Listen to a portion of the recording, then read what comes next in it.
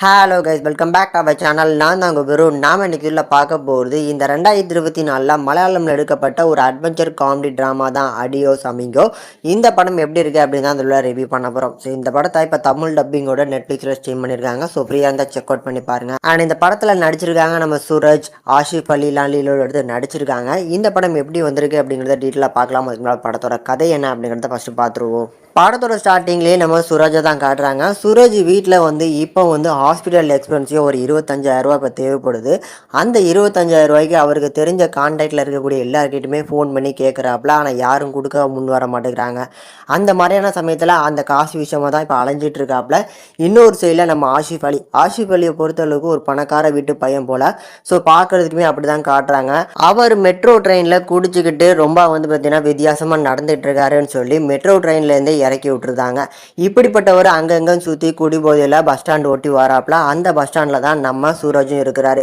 So சூரஜும் இவரும் வந்து பார்த்தீங்கன்னா கடைசியாக ஒரு கட்டத்தில் மீட் பண்ணிக்கிறாங்க. சொல்லப்போனால் வந்து நம்ம ஆஷிஃப் அலி தான் ஃபஸ்ட்டு பேசுகிறாப்புல. பாரிங்களா டீயை சாப்பிட்டுட்டே பேசலாம் அப்படின்னு சொல்லி நம்ம சூரஜை கூப்பிட்டுட்டு டீயை வாங்கி கொடுக்குறாப்புல.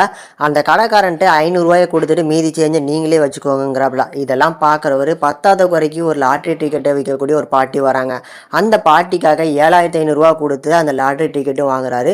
இது எல்லாத்தையுமே பார்த்துட்டு இருக்க சூரஜ் இவர்கிட்ட வந்து பார்த்தீங்கன்னா அந்த 25,000 கேட்கலாமா அப்படின்னு பார்த்தா யாருமே தெரியாத ஆள் நம்மள்கிட்ட பஸ் ஸ்டாண்டில் வந்து பார்த்தீங்கன்னா சும்மா பேசிகிட்டு இருக்காரு. அதனால் கேட்காம அப்படி பார்த்தீங்கன்னா அவர் கூட சும்மா பேசிக்கிட்டே இருக்கிறாப்புல. இப்படி ஒரு அட்வென்ச்சர்ஸ் உண்டாகுது. இவர் போகிற இடத்துக்குலாம் வந்து பார்த்தீங்கன்னா போகிறாப்புல.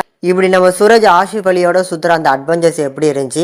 அண்ட் ஆல்சோ சூரஜுக்கு வந்து ஒரு 25,000 வந்து இப்போ மெடிக்கல் எமர்ஜென்சியாக தேவைப்படுது. அந்த அமௌண்ட்டு கிடச்சதா இல்லையாங்கிறத அந்த படத்தோட மீதி கதைனே சொல்லலாம். இந்த படத்தை பொறுத்தளவுக்கு ஒரு டீசெண்டான ஒரு அட்வென்ச்சர் ட்ராமாவாக எடுத்திருக்காங்க. அதில் இந்த படத்தோட முக்கியமான பாசிட்டிவ்ஸ் அப்படின்னா கண்டிப்பாக பர்ஃபார்மன்ஸ் தான். இந்த 2 கேரக்டர்ஸாக வந்து பார்த்தீங்கன்னா டெவலப் பண்ணியிருப்பாங்க. ரைட்டிங்லேயுமே சூப்பராக வந்து பார்த்தீங்கன்னா கான்சென்ட்ரேட் பண்ணியிருக்காங்க போல்.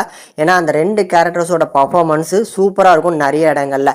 ஏன் அப்படின்னா இந்த கேரக்டரை பொறுத்தளவுக்கு நிறைய இடங்களில் குடிபோதையில் வந்து பார்த்தீங்கன்னா பேசுகிற மாதிரி பேசணும், குடிபோதையில் நிற்கிற மாதிரி தான் நிற்கணும். இந்த மாதிரி ஆட்டிடியூட் ஃபுல்லுமே நிறைய இடங்களில் அந்த மாதிரி கொடுக்கணும். அதை சூப்பராகவே இவங்க 2 பேரும் பண்ணியிருப்பாங்க.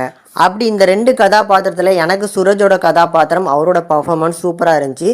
அதில் பர்டிகுலராக அந்த கண்ணாடி முன்னால் நின்றுட்டு ஒரு டிரான்ஸ்ஃபர்மேஷன் கொடுப்பாப்புல அந்த சீனாக இருக்கட்டும், பாத்ரூமில் குளிக்க போகிற போர்ஷன்ஸ், இதெல்லாம் வந்து எக்ஸ்ட்ரானரியான ஒரு பர்ஃபார்மன்ஸை கொடுத்துருப்பாரு. கூடுதலாக நம்ம ஆஷிஃப் அலி அவரோட பர்ஃபார்மன்ஸ் அவரோட கேரக்டருமே படத்தோட ஸ்டார்டிங்லேருந்தே கொஞ்சம் கிராக்கான ஆள் போல் அப்படிங்கிற மாதிரி தான் காமிச்சிருப்பாங்க.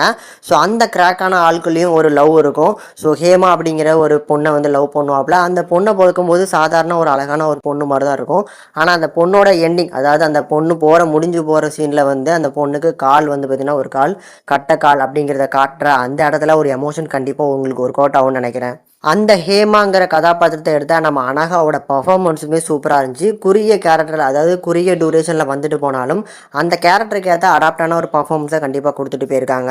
இப்படி ஓவராலாக ஒரு நல்ல ஒரு மெசேஜபிளான ஒரு அட்வென்ச்சர் ட்ராமாவாக எடுத்திருக்காங்க. பட் இந்த படத்தில் இருக்கக்கூடிய நெகட்டிவ்ஸ் அப்படின்னா கண்டிப்பாக டூரேஷனே சொல்லலாம். 2.5 மணி நேரம் மேலே வந்து பார்த்தீங்கன்னா படத்தோட டூரேஷன் வருது. கொஞ்சம் நேரத்துக்கு மேலே வந்து பார்த்திங்கன்னா இதுதான் கதை அப்படிங்கிற மாதிரியான ஒரு ப்ரிடிக்டபிள்னஸ் வந்துடுது. அந்த டூரேஷன் தான் இந்த படத்தோட ஒரு நெகட்டிவாக இருக்குமே தவிர மற்றபடி நிறைய ஃபீல் குட்டான மூமெண்ட்ஸ் அண்ட் ஃபீல் குட்டான வந்து பார்த்தீங்கன்னா சினிமோட்டோகிராஃபி நிறைய இடங்கள்ல அந்த லொக்கேஷன் சூப்பராக இருக்கும். ஸோ கண்டிப்பாக பார்த்து என்ஜாய் பண்ணக்கூடிய ஒரு ஒன் டைம் ட்ராமா கண்டிப்பாக ட்ரை பண்ணி பாருங்கள். படத்தோட தமிழ் டப்பிங்குமே சூப்பராக பண்ணி கொடுத்துருக்காங்க. இந்த படத்தை ஃபேமிலியோட பார்க்கலாம். இந்த படத்துக்கு நம்ம சேனல் ரேட்டிங் பார்க்கும்போது 5க்கு 2.6 வரைக்கும் ரேஷியோ கொடுத்துருக்கோம். முடிஞ்சால் ட்ரை பண்ணி பாருங்கள்.